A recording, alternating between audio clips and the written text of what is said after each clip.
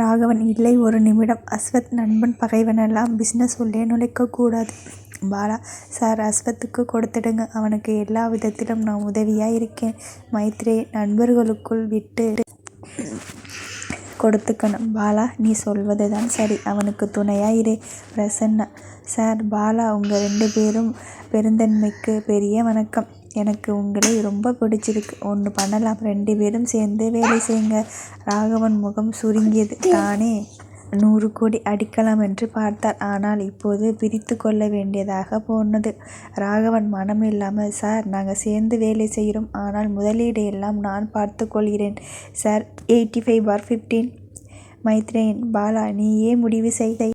Bala okay என்றதும் பிரசன்னா எழுந்து கைக்குலுக்கி 1 வாரத்தில் நல்ல டிசைன் எடுத்துட்டு வாங்க. 2 பேரும் சேர்ந்து உங்களுக்குள் முடிக்க வேண்டிய ஃபார்மாலிட்டி முடிச்சுக்கோங்க.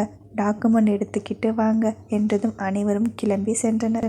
ராகவனை பார்த்ததும் பிரதீப் அவன் என்ன உத்தமனா? அவனை போய் நம்ம ஆஃபீஸ் சார்பாக நியமிச்சுட்டு வந்திருக்க. ராகவன் உன்னோட வாய்ப்பு இது. நீ ஏன் தவறவிட்ட? பிரதீப் எல்லாம் என்னோட நேரம். இது அவனை நிம்மதியாக வேலை செய்ய விட மாட்டேன். ராகவன் இந்த விஷயத்தில் தலையிடாதே. அப்புறம் நீயே ஏதாவது தப்பு செய்து கம்பெனிக்கு வில்லங்கத்தை ஏற்படுத்திடாதே. பிரதீப் அப்படி செய்ய மாட்டேன். அவனை விட எனக்கு கம்பெனி முக்கியம். ராகவன் அந்த அறிவு இருந்தால் சரி. பிரதீப் கம்பி செங்கல் ஜல்லி மணல் பற்றி அவனுக்கு என்ன தெரியும்? அதெல்லாம் வாங்க நானே அந்த தத்தி கூட போகிறேன். பணத்தை விரயம் பண்ணிட்டானா? ராகவன் பார்த்துக்கோ, பிரச்சனை பண்ணிக்காத. முதல்ல டிசைன் ரெடி பண்ணு. பிரதீப் நம்ம வெங்கட்டுக்கு திடீர்னு அறிவு ஞானம் அதிகமாகிடுச்சுன்னு நினைக்கிறேன். இன்றைக்கி காம்படிஷனில் செலக்ட் ஆகி இருக்கான். அவனை நான் தான் உன்னோட மகனோட கம்பெனியில் புதுசாக சேர்த்தேன். அங்கே அவன் டிசைன் மேனேஜர். அவனிடம் சொல்லி டிசைன் தயார் செய்ய சொல்லறேன். ராகவன் என்னவோ பண்ணு, நல்ல டிசைன் தயார் பண்ணிட்டு. ராகவன் உள்ளுக்குள் கொஞ்சம் நடுங்கினார். பிரதீப்பை அஸ்வத் கூட வேலை செய்ய வேண்டாம் என்று சொன்னால் வீட்டில் வசந்தா ராட்சசி போல ஆடுவார். இங்கே இவன் அவனை என்ன பண்ண போறானோ? வேதா அஸ்வத் அறையில் இருந்த காயத்ரியின் புத்தகங்களை எல்லாம் தேடி பார்த்தாள். எதுவும் தடயம் தனக்கு சிக்குமா? அதை வைத்து கொண்டு தன்னுடைய பழைய நினைவுகளை நோக்கி நகரலாமா? வெறும் ஸ்லோக புத்தகம், பெரிய பெரிய எழுத்தாளர்களின் புத்தகங்கள் எல்லாம் இருந்தது. ஆனால் அவள் தேடுவது சிக்கவில்லை. வேதா கலைத்து கம்ப்யூட்டர் எடுத்து வைத்தாள். ராகவன் சொல்லிய குறிப்புப்படி காயத்ரிக்கு தம்பி தங்கை இருக்கிறார்கள். இதை வைத்து எப்படி நகர்வது? வேதா யோசனை செய்து திடீரென்று கூகுள் எடுத்து சென்னையில் இருக்கும் கட்டிடக்கலை கம்பெனி பற்றிய விவரங்களை தேடினாள். எப்படியும் காயத்ரி கட்டிடத்துறையில் இருந்தார் என்றால் அவர்களும் அதே துறையில் இருக்க வாய்ப்பு இருக்கு. திரைக்கு முன் கம்பெனி பெயர் எல்லாம் கொட்டியது. ஒவ்வொன்றாக படித்து வந்தால் ஒன்றும் சூட் ஆகவில்லை. வேதா யோசித்தாள். காயத்ரி அறையில் தேடினால் ஏதாவது கிடைக்குமா? முதலில் ஆஃபீஸில் இருக்கும் அறையில் தேடி பார்க்கலாம். இல்லை என்றால் பெரிய வீட்டில் ஓநாய் கூட்டத்தை சந்திக்க வேண்டி வரும். சந்திக்கிறேன். எனக்கு காயத்ரி பற்றியும் என்னை பற்றியும் தெரியும். அஸ்வத் நேராக ஆஃபீஸில் அவனுடைய அறையில் அமர்ந்து கவினை அழைத்தான். கவின் சார். அஸ்வத் வெங்கட் யாரு? எப்படிப்பட்ட ஆள்? நல்லா விசாரிச்சியா? கவின் நான் நல்லா விசாரிச்சிட்டேன் சார். அஸ்வத் டேபிள் மேல் இருந்த ஃபைலை கவின் மேல் எறிந்தான். கிழிச்ச. உன்மேல் எவ்வளவு நம்பிக்கை வச்சு நீயே ஸ்டாப் அப்பாயின்மெண்ட் பார்த்துக்கோன்னு சொன்னேன் தானே? கவின் அந்த ஃபைலை லாவகமாக பிடித்து சார் சரியாக தானே செய்தேன். அஸ்வத் சிட். அவன் வேதா வரைந்த டிசைன் எடுத்து அவன் வரைஞ்சதா போட்டிக்கு அனுப்பி இருக்கான். கவின் அதிர்ந்து நின்றான். சார் அவனை கட்டி வச்சு வெளுத்திடுறேன் என்று வெறியுடன் கிளம்பியவனை தடுத்து நிறுத்தி இரு. இவனை ஒருவேளை என்னுடைய எதிரிகள் ஏற்பாடு செய்திருந்தால் எப்படி கண்டுபிடிக்கிறது?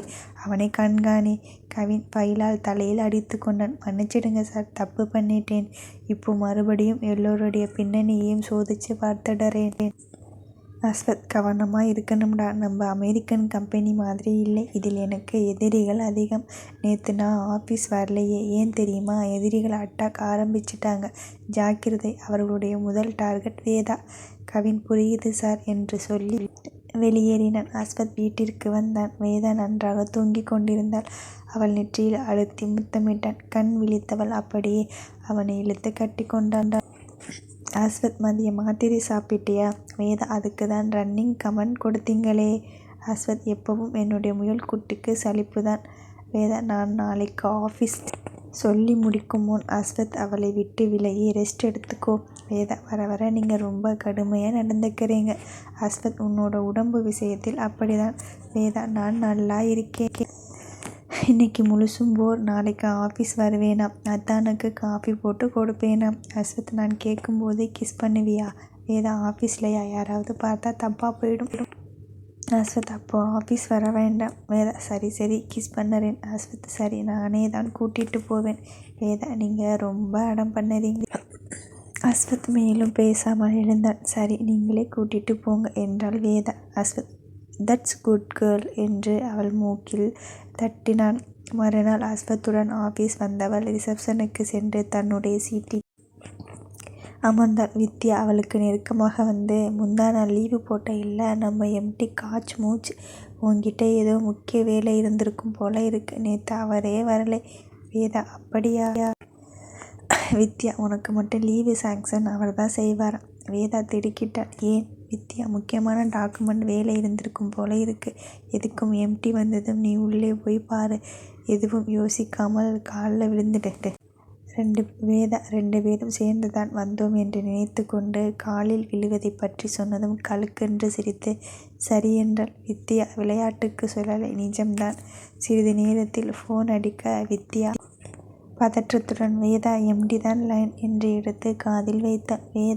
வேதாவை வரச் சொல்லு என்றதும் வித்யா வேதா உன்னை கூப்பிடுறார், எப்படியும் திட்டுவார், டென்ஷன் ஆகிக்காதே, ரிலாக்ஸ்.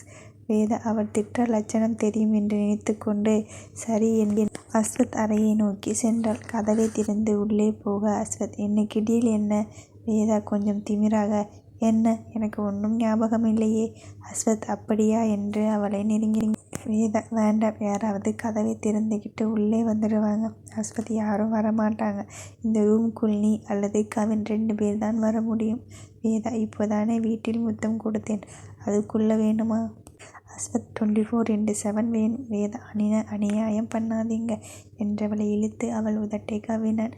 இருவரும் முத்தத்தில் லயித்து இருக்கையில் கவின் கதவை திறந்து உள்ளே வர திடுக்கிட்டு இருவரும் திரும்ப கவின் சூழ்நிலையை உணர்ந்து கொண்டு அப்படியே திரும்பி சென்றார். விட்ட இடத்தில் தொடர நினைக்க வேதா விடுங்க, இதுக்கு தான் சொன்னேன். அஸ்வத் சரி சரி கவின் தானே, ஒன்றும் பிரச்சனை இல்லை. வேதா உங்களுக்கு இல்லை, நான் மறுபடியும் கவின் சாரை பார்க்கும்போது எனக்கு சங்கடமாக இருக்காதா? அஸ்வத் சரி சாரி போகாது, இங்கேயே இரு. வேதா முடியாது. அஸ்வத் ப்ளீஸ், உன்னை பார்த்துக்கிட்டே என்னுடைய வேலையை செய்வேனா? உன்னை தொந்தரவு செய்ய மாட்டேன். வேதா எனக்கு போர் அடிக்கும், வேணும்னா அம்மா ரூமில் இருந்து புக் எடுத்துகிட்டு வரவா? அஸ்வத் சரி, நீயும் அம்மா மாதிரி புத்தக புழுவாக மாறிடாதே, என்னையும் கவனிச்சுக்கோ. வேதா உளராதீங்க, சாவி கொடுங்க. அஸ்வத் சாவி கொடுக்க வேதா கையை நீட்ட அவளை பிடித்து இழுத்து முத்தமிட்டான். சில நிமிட போராட்டத்திற்கு பிறகு அவளை விடுவித்தான். உங்களை சமாளிக்க முடியாத போல இருக்கு என்று சொல்லிக்கொண்டே உதட்டை துடைத்து கொண்டு நகர்ந்தான். அஸ்வத் சிரித்து கொண்டான். கவினை ஃபோனில் அழைத்தான். கவின் சார், நான் ரூமுக்கு வரலாமா? அஸ்வத் வாடா. கவின் அஸ்வத் அறையில் நுழைந்தவன் சார், பிரதீப் வெங்கட்டை பார்த்து பேசியிருக்கிறான். அஸ்வத் மேட்டர்? கவின் தெரியலை சார், ஆனால் வெங்கட்டுக்கும் பிரதீப்புக்கும் ரொம்ப நாள் பழக்கம் இருக்கும் போல இருக்கு. அஸ்வத் தொடர்ந்து கண்காணி. கவின் தலையை சொரிந்து சாரி சார், மேடம் உள்ளே இருப்பார். அஸ்வத் அது ஓகே, ஏதாவது முக்கியமாக இருந்தால் மட்டும் வா, இல்லைன்னா கேட்டுட்டு வா. கவின் சரி சார். வேதா காயத்ரி அறையில் அலச போனவள் கண்டிப்பாக இங்கே ஏதாவது கிடைக்கும், வீட்டில் வைக்க முடியாதது கூட தன்னுடைய பொறுப்பில் இருந்த கம்பெனியில் வைத்திருக்கலாம். ஆனால் அந்த பைத்தியக்காரன் பிரதீப் எதையும் எடுத்து இருக்கக்கூடாது என்று நினைத்து கொண்டு தேட ஆரம்பித்தாள். ஒரு புத்தகத்தில் இருந்து பழைய ஃபோட்டோ என்று விழ அதை எடுத்து பார்த்தாள். 2 பெண் குழந்தைகளுக்கு நடுவே ஒரு ஆண் குழந்தை. 2 பெண் குழந்தைகளும் ஒன்று போல இருந்தனர். முகம், உடை, நகை எல்லாமே ஒரே மாதிரி இருந்தது. வேதா காயத்ரி இரட்டை பிறவியா? நடுவில் இருப்பது தம்பி. அதை தன்னுடைய ஃபோனில் ஃபோட்டோ எடுத்து கொண்டாள். வேதா ஃபோட்டோவை எடுத்த இடத்தில் வைத்தாள். காயத்ரி இறந்துட்டாங்க, ஆனால் அவங்க தங்கை உயிரோடு இருக்க நிறைய வாய்ப்பு இருக்கு. யோசனையில் ஆழ்ந்திருக்க அஸ்வத் வேதா அம்மாவின் இருக்கையில் உட்கார்ந்திருப்பதை பார்த்து என்ன சேர்மன் அம்மா, என்ன யோசனை? வேதா டக்கென்று எழுந்து அவள் மூளையில் அப்போதுதான் உரைத்தது. அவனுடைய அம்மா உட்கார்ந்திருந்த சேரை அம்மாவை போல் பார்க்கிறான் என்று. இல்லை, வேணும்னு உட்காரலை, வேற சேர் எதுவும் இல்லை, உட்கார்ந்துட்டேன், மன்னிச்சிடுங்க. அஸ்வத், கூல், நான் ஒன்றும் சொல்லலை, உனக்கு முடியலை, உட்கார்ந்துட்டேன், வேற சேர் போட சொல்கிறேன். அம்மா சேர் கொஞ்சம் சென்டிமெண்ட் அதிகம், அதான். வேதா, புரியுதுங்க, சாரி, இனிமேல் தப்பு பண்ண மாட்டேன். அஸ்வத், அம்மாவுக்கு பிறகு நீதான் எனக்காக இருக்கே, உன்னை என்னுடைய அம்மா இருக்கையில் உட்கார வைத்து அழகு பார்ப்பேன், கொஞ்சம் டைம் கொடு. Veda, S S. அஸ்வத், சாப்பிட போகலாமா? வேதா கடிகாரத்தை பார்த்து, அடக்கடவுளே, மணி 2 ஆகிடுச்சு, சாரி, எனக்கு ரொம்ப நேரம் போனதே தெரியலை. அஸ்வத், என்ன இன்னைக்கு சாரி மலை, விடு, சாப்பிட்டு அப்புறம் வந்து புக்ஸ் பாரு. வேதா என்றால். அந்த ஃபோட்டோ பற்றி அஸ்வத்திடம் பேசவில்லை, பேசினால் அம்மாவுடைய பர்சனல் விஷயங்கள் தேடுகிறேன் என்று தவறாக நினைத்து விட்டால். அமைதியாக அஸ்வத்துடன் சென்றேன். வசந்தா, டேய் பிரதீப், உனக்கு நேரமே சரியில்லை, கொஞ்சமாவது கோயில் குளம்னு போயிட்டு வந்தால் தானே சரியாகும். அவள் என்னோட வாழ்க்கையில் புகுந்தாள், இப்போ அவளோட மகன் உன்னோட வாழ்க்கையில் விளையாடுறான். அந்த வெளிநாட்டு கம்பெனி கூட நீ தொடர்பில் இருந்தால் உன்னோட வாழ்க்கைக்கு எதிர்காலத்துக்கு நல்லா இருக்கும். ஆனால் அவனே உள்ளே புகுந்துட்டான். அவனை சீராட்டி வளர்க்கவா நாம் இருக்கோம்? அவனை முதல்ல இங்கிருந்து துரத்தணும். பிரதீப், நீ வேற ஏமா என்னுடைய டென்ஷனை ஏத்துற? வசந்தா, உன்னோட ஜாதகத்தை பார்த்துட்டு வந்தேன், நவக்கிரக கோயிலுக்கு போயிட்டு வரணும்னு ஜோசியர் சொன்னார். பிரதீப், சரி, ஒரு நாள் பார்க்கலாம். வசந்தா, மாலினி, என்ன அம்மா? வசந்தா, உன்னோட தூரத்துக்கு நாள் எப்போன்னு சொல்லு, நீயும் பிரதீப்பும் கோயிலுக்கு போயிட்டு வந்துடுங்க. மாலினி, அம்மா, எனக்கு நாள் தள்ளி போயிருக்கு. வசந்தா, கடவுளுக்கு என்னுடைய வேண்டுதல் கேட்டுடுச்சு, பார்த்தியா, சொன்னேன் இல்லை கோயிலுக்கு போகணும், இப்போ பாரு, நல்ல செய்தி சொல்லி இருக்கா. இன்னும் நீ கோயிலுக்கு போயிட்டு வந்தேன்னு வச்சுக்கோ, இன்னும் நல்லது தான் நடக்கும். பிரதீப், சரிம்மா. வசந்தா, டாக்டர் கிட்ட பார்த்துட்டு வந்தியா? மாலினி, இல்லேம்மா, இன்னைக்கு தான் போகணும். வசந்தா, கூட்டிட்டு போடா, மகனிடம் சொல்லிவிட்டு நகர்ந்தாள். மாலினி தன்னுடைய அறைக்குள் சென்றாள். பிரதீப் பின்னாலே சென்றான். கர்ப்பமாக இருக்கேன்னு அம்மா முன்னாடி சொல்லும் அளவுக்கு உனக்கு தைரியம் வளர்ந்துடுச்சு போல இருக்கு. மாலினி, ஆமாம், அதுக்கு என்ன இப்போ? பிரதீப், அவனுக்கு நீ கிடைக்கக்கூடாதுன்னு உன்னை கல்யாணம் பண்ணினேன், அதுக்காக உன்னோட குழந்தைகள் எல்லாம் பெற்றுக்க முடியாது, அபாசன் பண்ணிடு. என்னுடைய குழந்தையை சுமக்கிற தகுதி உனக்கு இல்லை, அதுவும் அவனுடைய காதலிக்கு. மாலினி, முடியாது, எல்லாம் தெரிஞ்சுதானே கல்யாணம் பண்ணினீங்க, என்னுடன் படுக்கும்போது தெரியலையா? பிரதீப், என்னடி எதிர்த்து பேசுகிற? சப் என்று ஒரு அறை அவள் கன்னத்தில் விழுந்தது. மாலினி, இன்னைக்கு நேற்று அடிக்கிறீங்க, பழகி போச்சு என்று கன்னத்தை துடைத்து கொண்டு படுத்து கொண்டாள். பிரதீப், படுத்தா எனக்கு பிள்ளை பெற்று கொடுத்துடுவியா? சூடு போட்டே கருவை கலைக்கிறேன் என்று அவளை உதைத்து கட்டிலில் இருந்து தள்ளிவிட்டு சென்றான். மாலினி சுவரோரமாக சாய்ந்து கொண்டு அழுதாள். அஸ்வத், உன்னை ஒரு நாள் மனம் புண்படும்படி பேசிட்டேன், ஆனால் நான் தினம் கஷ்டப்பட்டுட்டு இருக்கேனே, உனக்கு தெரியுமா? மனசு மறத்து போச்சு. உன்மேல் இருக்கும் ஆத்திரத்தை வடிக்க மட்டுமே என்னை கல்யாணம் பண்ணிக்கிட்டான். நீ கஷ்டப்பட்டா என்னை கொஞ்சுவான், நீ நல்லா இருந்தால் என்னை அடிப்பான். பிரதீப், நிஜமாவா சொல்லற என்று ஃபோனில் கத்தி கொண்டிருந்தான். வேதாவை உண்மையாக கல்யாணம் செய்துக்கலையா? இவளை ஆக்சிடெண்ட் செய்து அவளுடைய ஞாபக மறதியை வச்சுக்கிட்டு ஏமாத்திக்கிட்டு இருக்கானா? சூப்பர். ஃபோனை வைத்துவிட்டு, அஸ்வத், உன்னை என்ன பாடுபடுத்துகிறேன் பாரு.